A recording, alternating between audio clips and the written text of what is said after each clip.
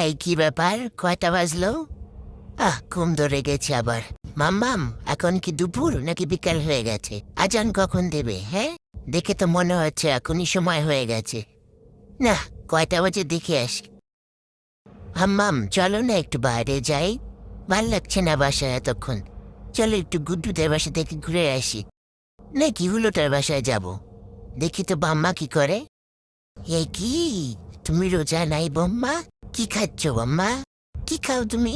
একটু গন্ধ শুকি। হ্যাঁ, তুমি খাও। আমাকে একটু দিও টেস্ট করতে, ঠিক আছে? খেয়ে বলো কেমন, মজা নাকি? আমাকে এখন দাও একটু টেস্ট করি।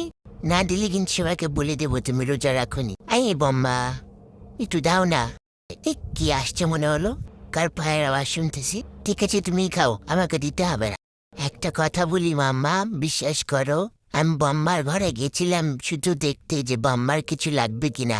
আমি কিন্তু কিছু খাইনি। ইয়াহু, এখন ছাদে চলে এসেছি। এখন ভালো লাগছে আমার, একটু ঘোরাঘুরি করবো। মাম্মাম, তুমি দেখো তো কয়টা বাজে। হ্যাঁ, ঘড়ি দেখো। টাইম খেয়াল রাখবে, আমাকে বলবে, ঠিক আছে? হেই দেখো হোমেন, কত দেরি হয়ে গেল। মাম্মামকে বলছিলাম ঘুরে দেখতে, মাম্মাম যে কি করে না। এখন তা আজান দিয়ে দিলে নানুমণি বাপা দিবে। আরে লিফটটা খুলে না কেন? ইস, আমি বেরাবো, মাইকি দালে গেছে। না, আজান তো দিয়ে দেবে। তাতে চলো চলো চলো, এখনই আজান দিয়ে দেবে। নানুমণি, গেট খোলো।